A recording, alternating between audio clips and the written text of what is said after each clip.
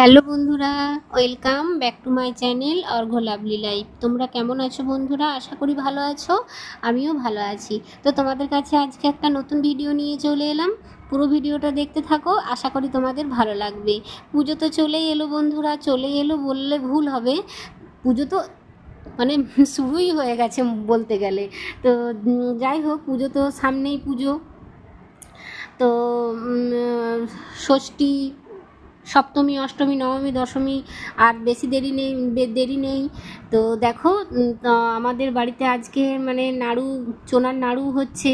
তো আমার বরমশাই চোনা টানছে আর আমার শাশুড়ি মা পাকিয়ে পাকিয়ে দিচ্ছে। তো দেখো, আমি ভাবলাম তোমাদের সঙ্গে শেয়ার করি। তো বন্ধুরা, তোমাদের এরকম কি বাড়িতে নাড়ু বানানো হয়? তো কোন কোন বন্ধুদের বাড়িতে বানানো হয় আমাকে কিন্তু কমেন্টে অবশ্যই জানিও। আর অনেকে বাড়িতে বানানো হয়, এই পুজোর সময়তে তো নাড়ু বানাতেই হয়, তাই না? পুজো দেওয়ার জন্য। আর অনেকেও বাজার থেকে কিনে নিয়ে আসে, আর আমাদের কিন্তু বাড়িতেই বানানো হয়। তো এরকম কাঠের উনুনে করে, তো কাঠের উনুনে ভালো হয় গ্যাসের থেকে। তো এই দেখো, আমার বরমশাই চোনা টানছে। এই দেখো, এই যে এরকম করে ছোট ছোট, এই যে এরকম করে গোল গোল করে বেসন আমার শাশুড়ি মা পাকিয়ে দিচ্ছে, আর আমার বর এখানে চোনা টানা হয়ে গেছে। আগে আমি চোনা টানার সময় তোমাদের সঙ্গে শেয়ার করতে পারি নাই, কেননা সকাল দিকে তো হচ্ছিল, তাই আমি বাড়ির কাজকর্ম করছিলাম। বাড়ির কাজকর্ম করতে করতে তারপর স্নান করে আস্তে আস্তে তখন চনা টানা হয়ে গেছে। আর এটা হচ্ছে স্যাঁও করছে, নুন ঝাল দিয়ে এটা স্যাঁও হচ্ছে লাস্টে। তো এটাই ভাবলাম যে তোমাদের সঙ্গে শেয়ার করি। তো দেখো, এভাবে টানতে হয়।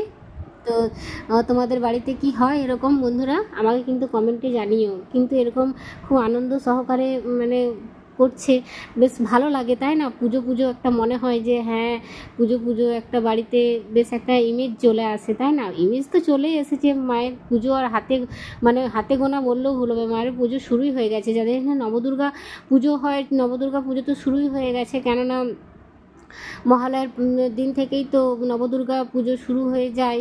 আমাদের বাপের বাড়িতে নবদুর্গা হয়। তো চেষ্টা করব তোমাদের সঙ্গে নবদুর্গা শেয়ার করার, ভিডিও দেওয়ার। আমি তো বাপের বাড়ি যাব, মা দুর্গা বাপের বাড়ি আসছে, মেয়েরা তো সবাই বাপের বাড়ি যায়, তাই না বন্ধুরা? তো যাই হোক বন্ধুরা, তো দেখো আমার বর এরকম করে মানে বাড়িতেই স্যাঁও করে নিচ্ছে খাওয়ার জন্য বাড়িতে। তো নুন ঝাল সব রকমই দেওয়া আছে। পুরো রেসিপিটা আমি তোমাদের সঙ্গে মানে শেয়ার করতে পারলাম না। যদি কোনো দিন আবার হয়, আমি অবশ্যই তোমাদের সঙ্গে শেয়ার করব। ঘরোয়া পদ্ধতিতে খুব সুন্দর স্যাঁও, তারপর তোমার ওই কি চোনা টানা হয়, খুব নরম মুচমুচে হয় বন্ধুরা। আর এরকম কাঠের উনুনে করলে খুবই ভালো হয়। কাঠের উনুনে করলে টেস্টটাই তো আলাদা হয়, তাই না?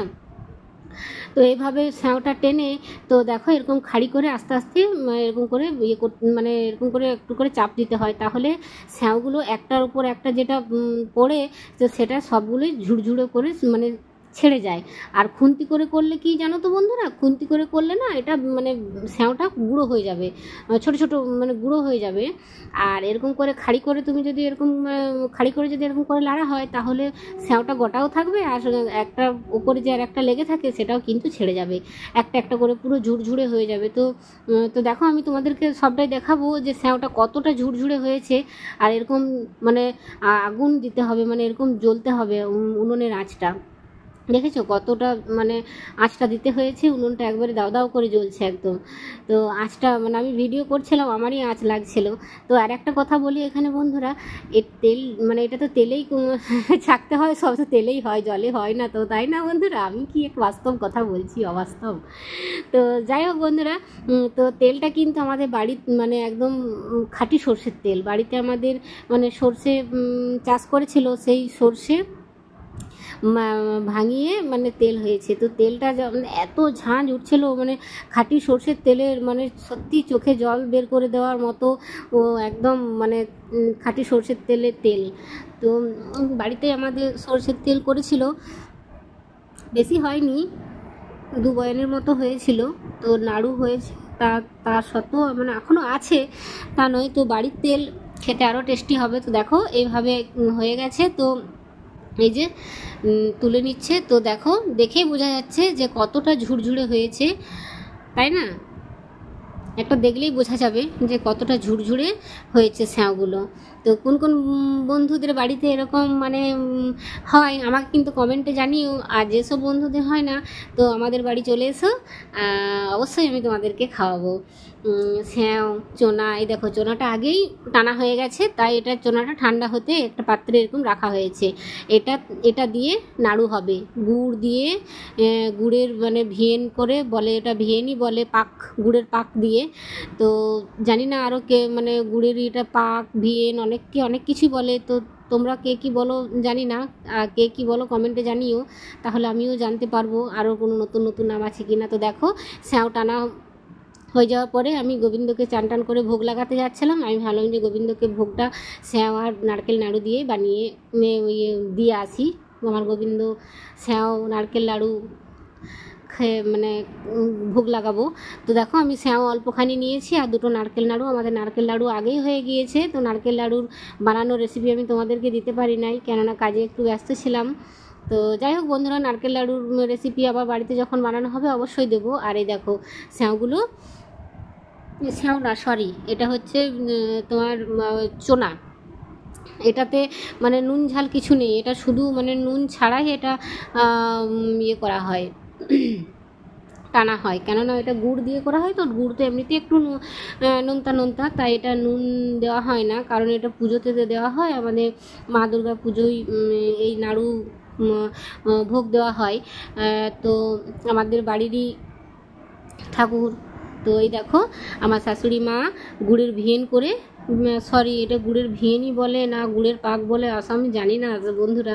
তো অনেকে অনেক কিছু নাম এটা বলে, তো গুড়ের পাকই বলছি আমি। এটা গুড়ের পাকটা খুব দেখে শুনে নামাতে হয়, জানো তো বন্ধুরা। এটা মানে সত্যি আমার কাছে খুব কঠিন কাজই লাগে। এটা যদি গুড়টা ঠিকঠাক করে না আসে, তাহলে নাড়ু কিন্তু একদমই পাকানো হয় না। তো এটা করা খুব মানে যারা জানে তাদের কাছে খুব সহজ, আর যারা জানে না তাদের কাছে সব কাজই তো কঠিন হয়, তাই না? তো এই দেখো এইভাবে দেখছে আমার শাশুড়ি মা খুন্তি করে পাশ নিয়ে যে কতটা গুড়টা টান টান হয়েছে বা কতটা টেনে নিচ্ছে। এইভাবে সব সময় এইভাবে অনবরতে দেখতে হবে।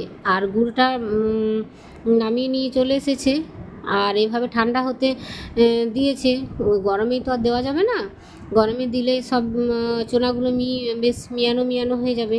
তাই তাকে মাকে দিতে হবে, যাতে গুড়টা খুব গরমও না থাকে, আবার খুব ঠান্ডা হয়ে গেলেও কিন্তু আবার পাকানো যাবে না। মানে এমনভাবে দিতে হবে যাতে অল্প অল্প গরম থাকে, আর হাতে তেল নিয়ে তো নাড়ুটাকে পাকাতে হবে।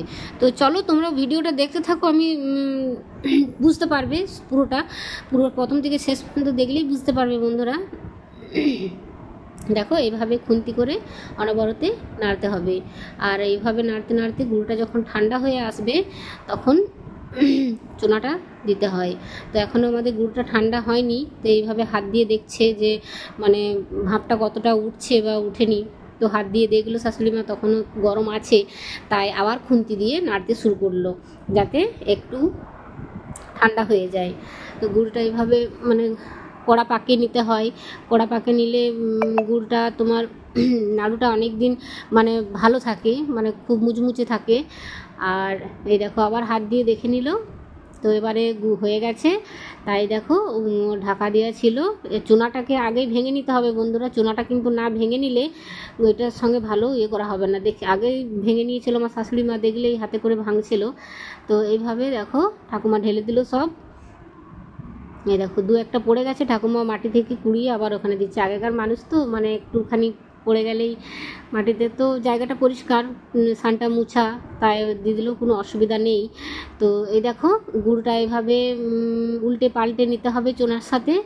আর তাকে বাকে দিয়ে গুড়টা মানে গরম গরম থাকতে থাকতেই কিন্তু নাড়ুটাকে তাড়াতাড়ি করে পাকাতে হবে। আর তাড়াতাড়ি করে না পাকালে গুড়টা একবারে চড়ে যাবে, মানে গুড়টা একদম কি বলবো শুকিয়ে যাবে, তখন আর পাকানো যাবে না। আর চোনাটা দিয়ে এভাবে গুড়টার সঙ্গে উল্টে পাল্টে চোনাটাকে মাখিয়ে নিতে হবে। তো অনেকে অনেক রকম করে। তো আমাদের বন্ধুর বাড়িতে কেমন করে কমেন্টে কিন্তু অবশ্যই জানিও, বা তোমাদের ভিডিও আশায় রইলাম যে তোমাদের বাড়িতে কিভাবে নাড়ু বানানো হয়। তো যাই হোক বন্ধুরা, আমাদের বাড়িতে এভাবেই বানানো হয়, তাই আমি শেয়ার করলাম। তো আমাদের এই নাড়ু বানানো মানে পদ্ধতিটা তোমাদের কেমন লাগলো কমেন্টে কিন্তু অবশ্যই জানিও। আর যেসব বন্ধুদের বাড়িতে মানে নাড়ু অনেকেই বাড়িতে কিনে নিয়ে আসে, আবার বাড়িতে তৈরিও করে, তো এই স্বাদ কিন্তু আলাদা বন্ধুরা। তো কোন কোন বন্ধুরা খেতে চাও আমার বাড়িতে চলে আসো, আমি অবশ্যই খাওয়াবো। তো দেখো এইভাবে আস্তে আস্তে উল্টে পাল্টে নিচ্ছে, আর গুড়টা আস্তে আস্তে চোনার সঙ্গে মাখানো যাচ্ছে, দেখেছো? ব্যাস এই যে এইভাবে একটু একটু করে মাখিয়ে, ওই দেখো যে আমি একটু তেল নিয়েছে, ওইটা একটু করে হাতে তেল নিতে হবে, আর এইভাবে আস্তে আস্তে পাকিয়ে নিতে হবে, গরমে গরমে পাকিয়ে নিতে হবে।